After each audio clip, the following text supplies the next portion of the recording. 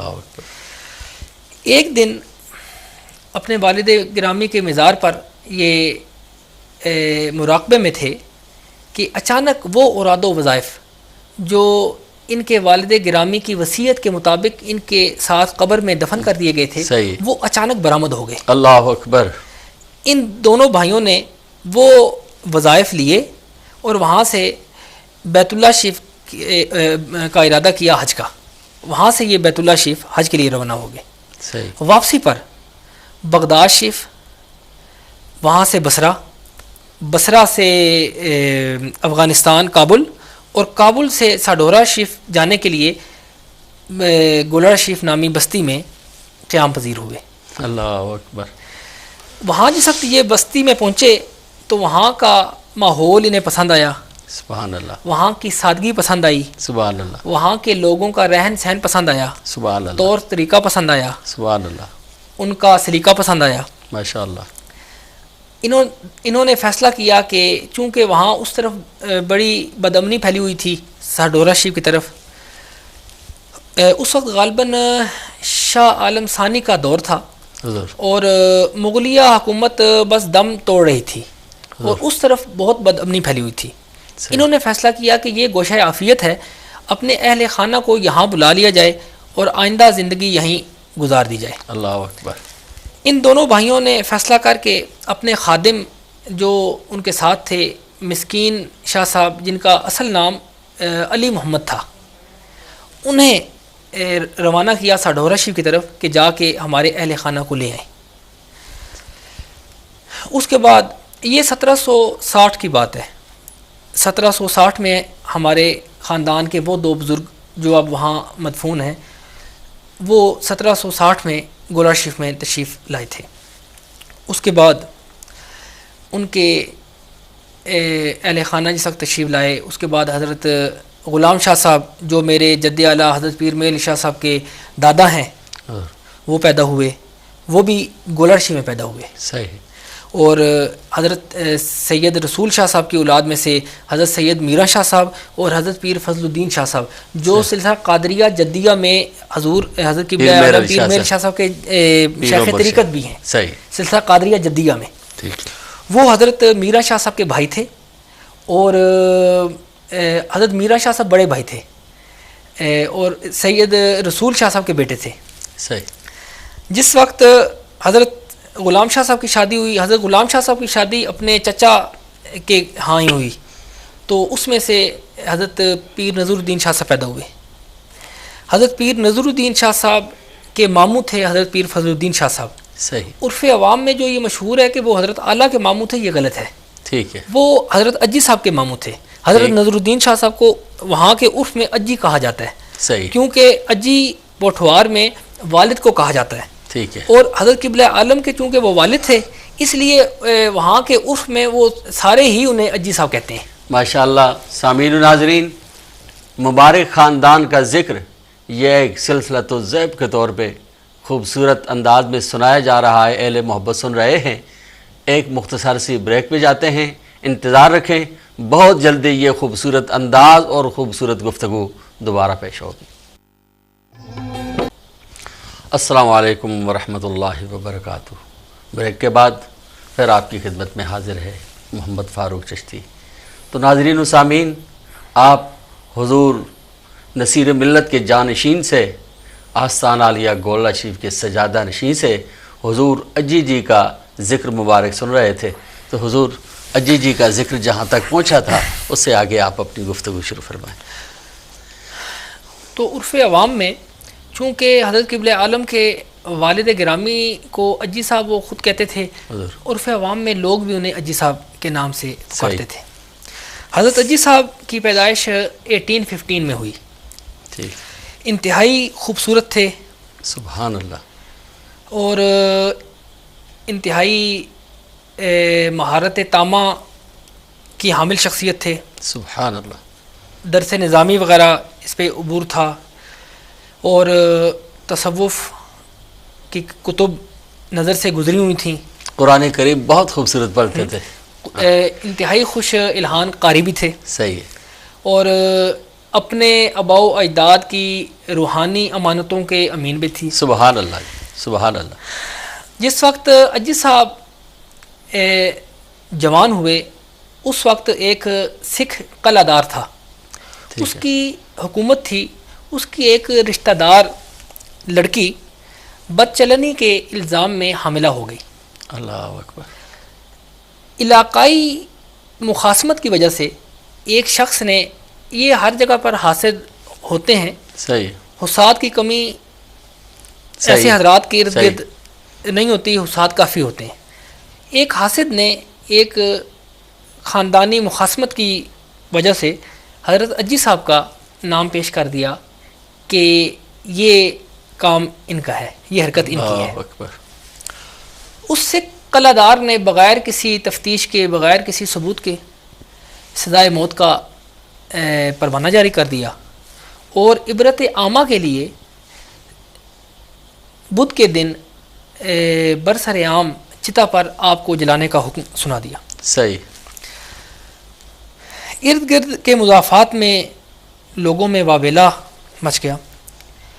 हज़रत पीर फजलुद्दीन शाह साहब जो उस वक्त बड़े पीर साहब के नाम से जाने जाने थे, सही, उन्हें जिस वक्त पता चला तो उन्होंने फरमाया कि अगर ये काम इसने किया है तो बेशक ये जल जाए, ये जल जाने के काबिल है। अल्लाह अकबर। मैं कोई रुकावट नहीं बनता, जो अल्लाह को मंजूर होगा वो होगा।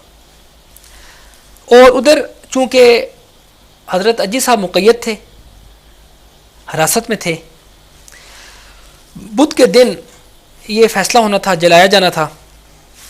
अब हज़रत अज्जी साहब रात को जिस वक्त सोए तो हुज़ूर गौसे आज़म की ख्वाब में ज़ियारत हो गई। अल्लाह अकबर। आपने फरमाया कि सुबह गुस्ल करके घर में नया जोड़ा जो पड़ा हुआ है वो पहन के, अल्लाह अकबर, 2 रकत 2 गाना पढ़ के, अल्लाह अकबर, तुमने चितावर जाना है। सुबहान अल्लाह, सुबहान अल्लाह। हज़रत बेदार हुए, आखिरी ख्वाहिश पूछी गई अल्लाह कि जनाब आखिरी ख्वाहिश आपकी क्या है?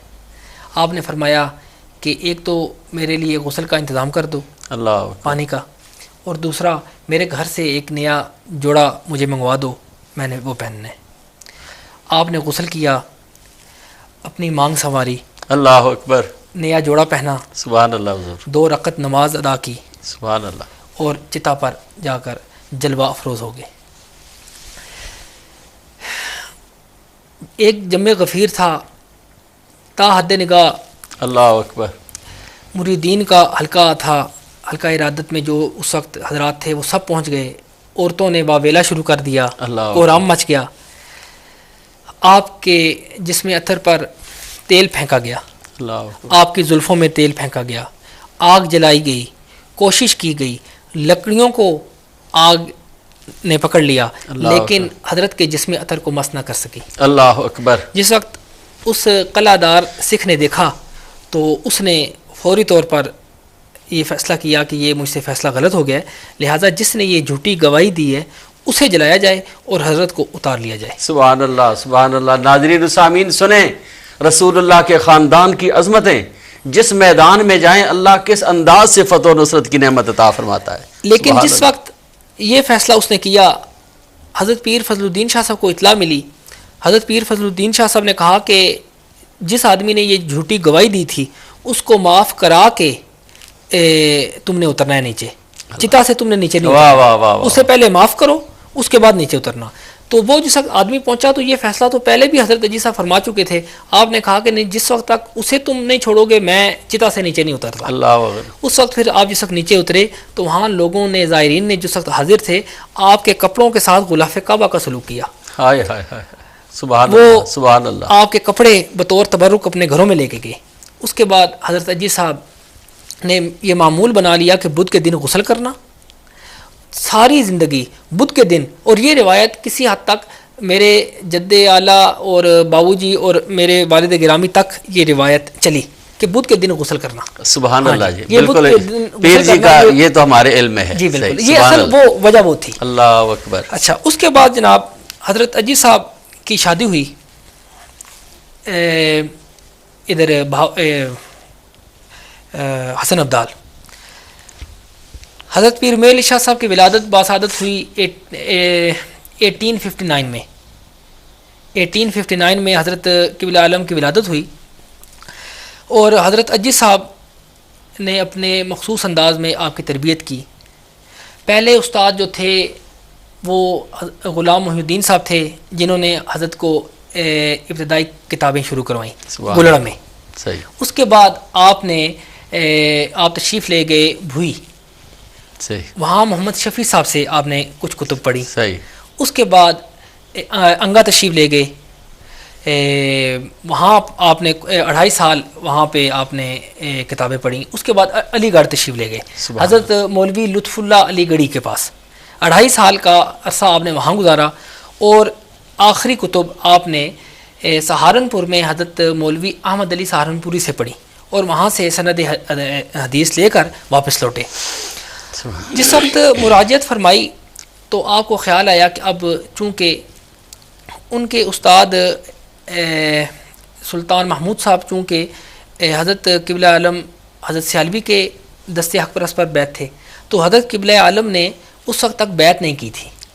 तो आप जिस वक्त फ़ारिग़ तहसील होकर वापस गोलड़ शरीफ पहुँचे तो आपको ख्याल आया कि अब सिलसिला चिश्तिया निज़ामिया में मैं बैत भी हो जाऊँ। तो आपने हज़रत सियालवी का इंतखाब किया, क्योंकि सिलसिला कादरिया जद्दिया में इनकी बैत ऑलरेडी अपने वालिद साहब के मामू फज़लुद्दीन शाह साहब से थी। ठीक है। लेकिन सिलसिला चिश्तिया निज़ामिया में जो सैराबी थी वो हज़रत क़िबला आलम सियालवी के हिस्से में थी, वो सैराबी करना। सुभान अल्लाह। तो हज़रत सियाल शरीफ तशरीफ़ लेके गए अपने उस्ताद के साथ, वहाँ जाकर हज़रत सियालवी के दस्ते हक़ परस्त पर बैत की। 1883 में आपका विसाल हो गया हज़रत क़िबला आलम सियालवी का। उसके बाद कुछ दौर आपने जज्ब सियाहत में गुजारा, अपने शेख के फ़िराक में गुजारा, आहुजारी में गुजारा। जिस वक्त वापस मसनद इरशाद पर मुतमक्कन हुए, सही, वापस गोलड़ शरीफ आकर, सही, उस वक्त ख्याल आया कि अब हज के लिए चलना चाहिए। 1890 में आपने हज किया। सही। 1890 में जिस वक्त हज किया वहाँ हज़रत इमदादुल्लाह महाजर मक्की से आपकी मुलाकात हुई।